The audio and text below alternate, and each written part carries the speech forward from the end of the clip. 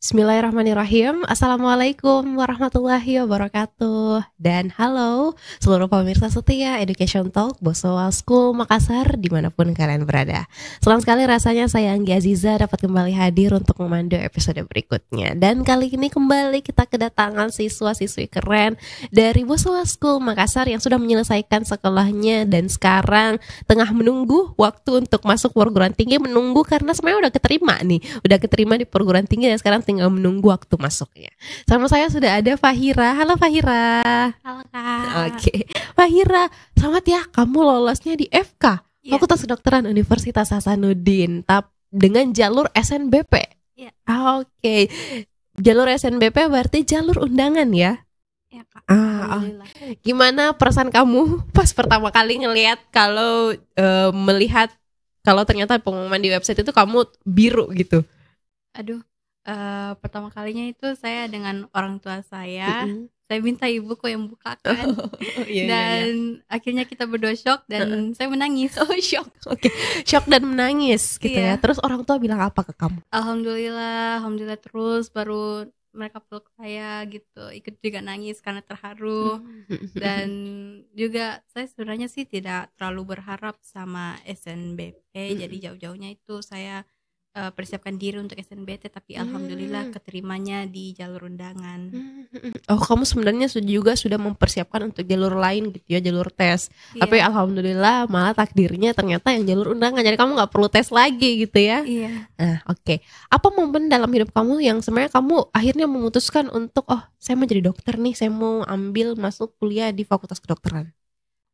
Sepanjang ingatanku gitu, sejak aku kecil, karena kulihat ini rata-rata di keluargaku itu mereka kerjanya di kesehatan, jadi apoteker, jadi dokter, psikolog, dan saya mau juga kayak mereka karena kayak keren sekali profesinya. Jadinya saya cita-citaku nanti besar jadi dokter lah, atau enggak kerja di rumpun kesehatan.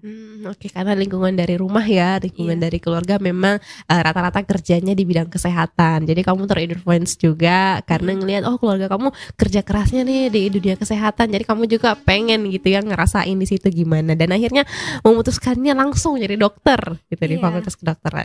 Nah, untuk jalur SNBP kan ini pakai nilai ya. Berarti kamu dari semester 1 kelas 10 itu nilainya sudah dilihat sampai nilai yang semester berapa tuh dilihat? Sampai semester 5. Oh, semester 5 kelas 3 semester 1 gitu ya? Iya. Oke, jadi nilai kamu selama 5 semester itu harus kamu jaga gitu ya ceritanya. Nah, kamu belajarnya gimana sih Fahira sampai akhirnya nilai kamu tuh bisa terjaga atau bisa bagus gitu selama 5 semester itu? Sebenarnya sih enggak ada strategi belajar, cuman taunya untuk survive. Tahu diri gitu dari semester 1. Ini rata-rata yang lulus SNBP itu nilainya tuh naik terus, jadinya dari bawah jadi ke atas. Jadi saya dari awal kelas 10 itu tidak terlalu tinggi-tinggi kan nilaiku, dan akhirnya di semester 5 itu saya all in. Jadinya saya fokusnya di dan juga saya fokusnya itu di mata pelajaran pendukungku, karena kan saya mau masuk kedokteran, jadi saya fokusnya di biologi dan kimia, dan juga sering-sering ikut lomba yang berkaitan. Bahasa Inggris juga merupakan salah satu pendukungnya, karena kan nanti di kedokteran itu pakainya belajar pakai bahasa Inggris. Itu. Oh, oke. Jadi kamu bilang kamu nggak ada strategi, tapi sebenarnya kamu udah gini ya, ngincer-ngincer lihat-lihat gitu ya. Kalau SNBP kamu cari tahu gitu ya, SNBP itu nilainya harus meningkat. Jadi kamu strateginya adalah all in di semester akhir gitu ya, supaya nilainya tuh meningkat dan bagus, dan kamu emang fokusinnya di mata pelajaran yang utama gitu ya, atau mata pelajaran pendukung ya namanya, biologi, kimia, fisika.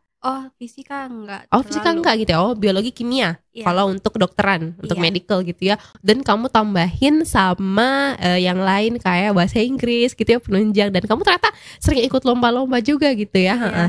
Nah, selama di BSM, pas guru-guru tahu kamu itu ternyata Fahira ini minatnya mau di kedokteran, gimana respon guru-guru pas di BSM? Saya kan ini ibuku dokter, guru-guru juga tahu. Dan saya emang dari dulu minatku ada di IPA, dan mereka tidak terlalu shock gitu. Saya maunya jadi dokter. dan mereka kenal saya dari SMP dan Iya. tahu Oh, kamu dari SMP gitu ya? iya Oke, 6 tahun bersama. Oke, iya terus. jadinya mereka tidak terlalu shock dan juga mereka tahu minat dan bakatku ada di IPA dan saya lebih fokusnya itu dan lebih bagusnya di mata pelajaran IPA biologi kimia.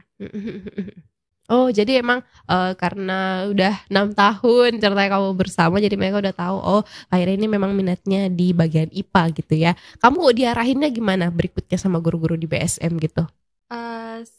Diarahinnya itu sesuai dengan kayak murid guru mengarahin muridnya untuk menuju ke mimpinya gitu dengan kasihkan info lomba atau enggak kasihkan ekstra kredit gitu tugas tambahan untuk kasih bantu Biar nilainya nilainya. makin bagus gitu ya. Iya. Oh, gitu. Oke. Oh, jadi guru-guru karena tahu kamu kayak gitu, kamu minatnya mau masuk kedokteran, jadi emang mereka memberikan kesempatan dan ruang juga gitu ya bagi kamu untuk boleh nih ikut lomba, Fahira ikut lomba gitu ya, Iya. ikut olimpiade. Oh, ikut olimpiade. Ikut olimpiade. Nah, Iya. ikut olimpiadenya ikut olimpiade apa kamu waktu itu? Rata-rata ini online sih karena nasional, Iya. jadi semuanya ikut. Dan olimpiadanya ini bervariasi dari ajang dan lembaga yang berbeda-beda. Tapi rata-rata semua nasional dan alhamdulillah saya sering dapat medali lah. Oke. Jadi emang kamu difasilitasi juga gitu ya untuk Faira boleh nih kamu ikut olimpiade ini. Olimpiadenya mata pelajaran apa tuh waktu itu? Karena bakatku ini yang paling tinggi itu ada di bahasa Inggris, saya lebih ikut yang berbahasa Inggris, tapi juga biologi dan kimia juga. Oke. Jadi banyaknya bahasa Inggris, terus ikut sama biologi, kimia, terus guru-guru juga sering gini ya, guru-guru juga memang bantuin kamu untuk nilai kamu itu, kamu sering diberikan ekstra tugas tambahan gitu ya, biar dapat ekstra kredit gitu ya dari guru-guru gitu ya. Iya, dan untuk teman-teman yang lain juga kayak gitu ya. Iya. Oke. Nah, olimpiadenya kamu ternyata ngaruh juga ya sertifikat olimpiade bahasa Inggris untuk SNBP gitu Iya, ya. Menurut kamu gimana? Seberapa ngaruhnya itu? Menurutku udah tahu sih, soalnya ada yang bilang SNBP itu jalur goib dan jalur langit. Iya, nggak ada yang tahu gitu ya. Nggak ada yang tahu gimana. Kecuali Tuhan dan univnya sendiri. Jadinya itu saya kurang tahu seberapa berpengaruhnya, tapi tidak ada salahnya kalau ditambahin, walaupun kayak cuma sertifikat peserta yang dipunya, tetap saja tambahin, siapa tahu bisa ditambahkan nilainya. Nggak ada salahnya ya kalau kita explore untuk ikut olimpiade, untuk ikut apalagi bahasa Inggris dan lain sebagainya jadi penunjang, nggak ada salahnya karena kalau kamu yang make, kamu lolos ya gitu ya. Kamu masukin, kamu lolos gitu. Bukan cuman karena dari nilai kamu yang bagus dari semester 1 sampai semester 5 itu nilainya naik terus, tapi kamu tambahin juga ternyata dengan banyak sertifikat lain gitu ya. Ya, maksimal itu tambahnya 3 sertifikat terbagus. Oh, jadi dari semua sertifikat yang kamu punya, kamu diminta untuk top 3 gitu ya. Yang paling bagus gitu, yang paling bergengsi mungkin ajangnya, yang kamu dapat juara di situ, itu yang kamu masukkan. Iya. Dan salah satunya ada bahasa Inggris. Ada bahasa Inggris, biologi dan kedokteran dasar. Oke. Jadi memang ternyata diminta sertifikat dan diminta yang paling tertinggi, dan ternyata ngaruh banget ya kalau kita masukin sertifikat itu bukan cuman mungkin biologi, tapi kamu masukinnya bahasa Inggris, tapi mungkin karena dilihat kalau kamu menang gitu dalam lomba itu, dalam olimpiade itu, makanya jadi kredit tambahan buat kamu, makanya kamu bisa lolos di kedokteran ini. Nah, nih Fahira, kita sekarang sudah bulan Juni, kamu masuknya bulan berapa? Agustus, tanggal 11. Bulan Agustus gitu ya. Persiapan kamu kan kamu udah tahu nih, kamu masuk FK dari bulan puasa. Berarti dari Maret ya? Kamu udah tahu. Nah, selama menunggu sampai bulan Agustus ini kamu bakal ngapain aja? Setelah beberapa hari setelah pengumuman itu saya sudah chat duluan sama kakak kelasku yang kebetulan cutting saya nanti, dan dia dengan sukarela kirimkan saya materi-materi apa saja yang akan dipelajari semester 1, tapi dia juga sarankan saya untuk menikmati masa liburku karena nanti pas masuk kuliah biasa itu sudah hektik banget katanya dengan ujian dan tugas-tugasnya, laporan praktikum. Jadinya disuruh saya untuk enjoy saja, disarankan. Tapi kadang-kadang juga saya gunakan waktuku untuk review materinya sedikit dan juga untuk improve diriku sebelum masuk ke dunia perkuliahan, karena kan beda dengan masa SMA.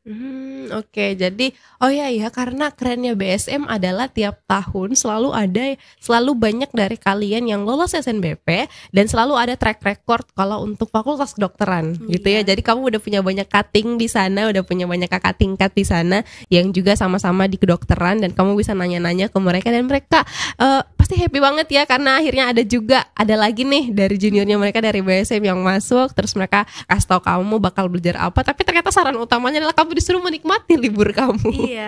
Iya sih, karena kalau anak kedokteran kan pasti kamu bakal banyak belajar gitu ya, banyak menghafal mungkin gitu ya, banyak menghafal, banyak belajar, banyak ujian. Jadi selama kamu punya waktu libur, mending kamu libur aja gitu sebelum masuk nanti. Nah, oke, baik Fahira. Kalau misalnya kan ini masuk kedokteran juga itu berat gitu ya, karena tidak semua bisa punya kesempatan untuk bisa lolos SNBP, tidak semua punya kesempatan untuk bisa bahkan memilih fakultas kedokteran, apalagi sampai lulus kayak kamu. Misalnya ada adik kelas kamu juga yang pengen masuk melanjutkan track record ini, kamu sarannya ke mereka apa?